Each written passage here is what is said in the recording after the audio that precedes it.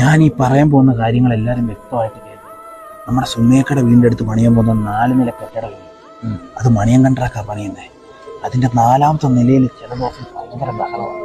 ഒരു ദിവസം മണിയൻ കണ്ട്രാക്റ്റിന് മോൻ ചോറ് കൊടുക്കാൻ വേണ്ടി ചെന്നപ്പോഴേ 4ാമത്തെ നിലയിൽ പെട്ടെന്നൊരു കാറ്റ് വീശി ഒരു കറുത്ത രൂപം അടുത്തോട്ടിങ്ങനെ ഓടി വന്ന് മണിയൻ കണ്ട്രാക്റ്റിന്റെ മോന്റെ ദേഹത്ത് കയറി. ഒന്ന് പോടാണി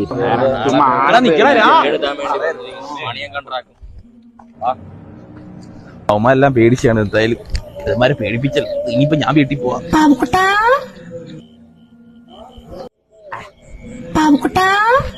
ആരടാ ഇത്?